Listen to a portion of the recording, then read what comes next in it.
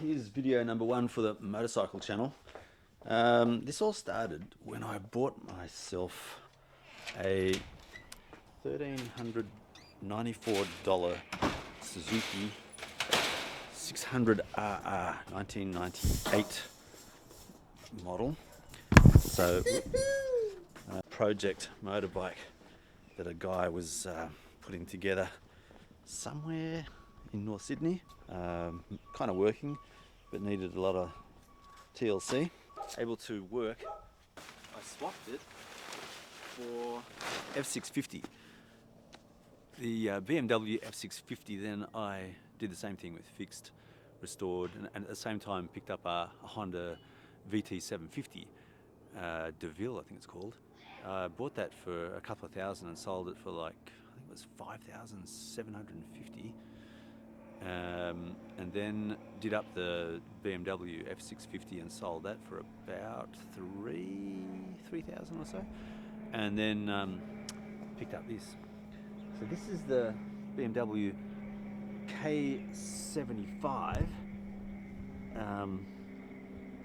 It's a 1995 K75, which is BMW's strange kind of branding for a 750cc 3-cylinder. We call it the K engine, so it's a flying brick. It's got a dry clutch, it's not a wet clutch, so which means it's like basically a car technology. So engine up front, transmission here in the back, shaft drive, 5-speed manual, 3-cylinder, 750cc, 17-litre tank. I can get 300 kilometres, probably 350 if I didn't go like a maniac, 350 kilometres out of one tank on this, so it's reasonably economical, and it is super fun to ride. I'm having the best time ever. So yeah, really good fun. What I've got to do today, these levers, they should really be at an angle where you don't have to lift your fingers up and then over. You can kind of just extend them out. So I've got to really drop the angle there for the clutch in particular. The brake as well though. So I'll do that right now.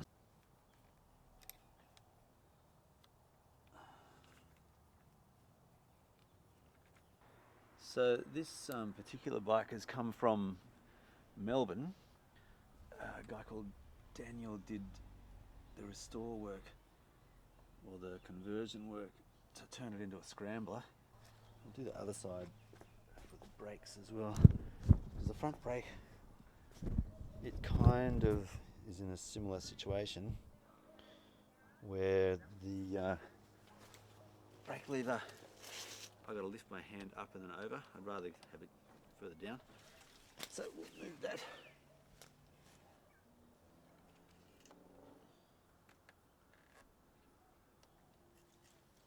Oh, and I can't really make it go much further down anyway. It's got a whole lot of...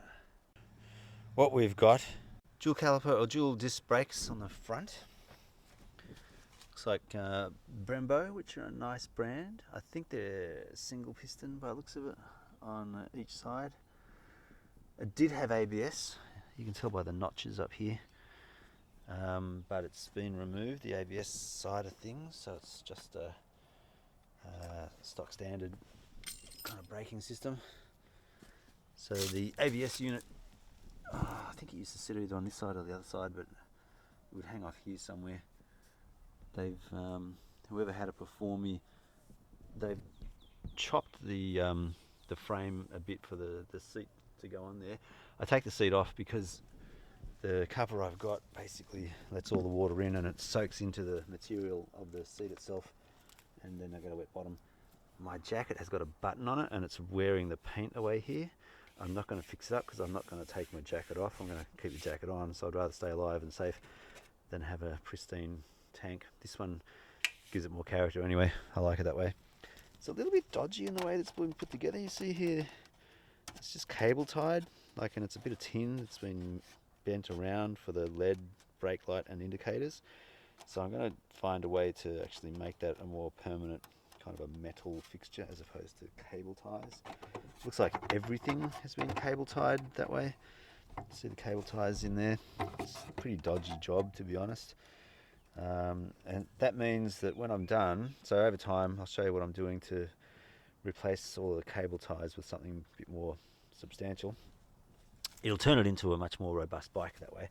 So I'm not too upset because I bought it for $7,000 and I'm going to sell this for something a lot more because I'm going to put a lot of effort into getting this into a bit more of a a better quality job. Yeah, it does the job, but that's not really great quality. It's got a nice pipe on it. It's got the wrapping, which is still pretty cool. LED headlight, the LED blinkers left and right, LED blinkers on the handle grips, LED blinkers on the back here, and LED blinkers on this strip here as well. So it's well lit up.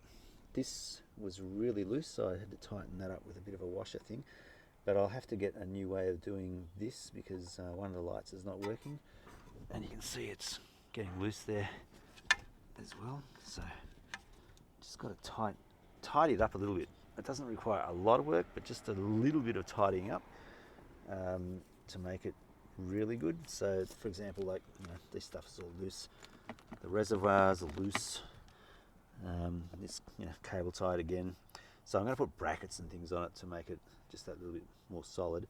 I put these passenger pegs on. I can't get the mount bracket anymore.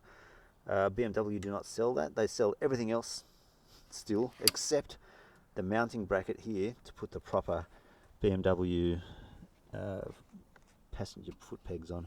So these are universal type of a foot peg, and they're good. Does the job. They stay up and they go down. So yeah, they'll be fine. The only thing I'm worried about there is the passenger. If they put their foot too close to this, they're going to get nice and warm. But wintertime riding, that makes it good, but summertime, too hot. So 17 litre tank. I've put on a quad lock phone mount here, which is just awesome. It's got the anti-vibration attachment on as well. So all up, I think it was $134 for the iPhone XR case, the mounting bracket here, the anti-vibration, and then the mounting bracket just goes into the headset here. So it kind of just expands out with an Allen key. Sits in there nicely. This is a really cool multi-function display. So it does RPM, speed, distance, bit of a trip computer. There's a couple of things which aren't right on it. The fuel gauge doesn't work. It's always on full. RPMs work, indicators work, high beam, low beam, left, right, neutral, oil hazards, etc. And I just added that cable there for lightning cable so that I can keep the phone charged running out of this 12 volt to 5 volt USB converter. So it's nicely protected and does a good job. The temperature gauge over here is working, and that's hooked up nicely, and I like it where it's situated, so when you're riding you can just kind of glance down, check to make sure the engine's okay. Likewise, fuel gauge over this side as well, so it's kind of loose, so they both kind of wobble, but they're not rattling, they're not making a lot of noise, and they stay in position, so it's pretty cool. But I like how that gauge works accurately. So I just glance down, make sure that we've got enough fuel in there. Since moving the clutch down, that's rotated this whole thing around, so I need to probably get this adjusted again so that it's going to be pointing in the right direction for me. Same with that one, because I did move that slightly, so I'll fix the mirrors up later. It's running really, really, really well. I'm very, very, very happy with it. It is so much fun to ride, honestly. It's it's probably the most, I don't know. It's my favourite bike at the moment that I've ever ridden, ever had. First triple, lots of power, handles really, really well.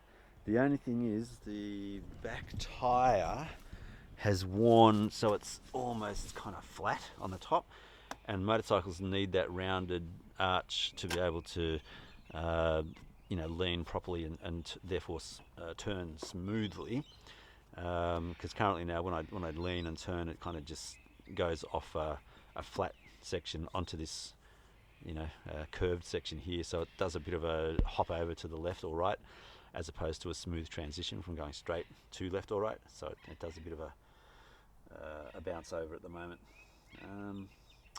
Otherwise there's still a good bit of tread in there, so I'm not going to change it just yet, but I need to change that over to get a nicer turning motion happening. But look at it, what a beast.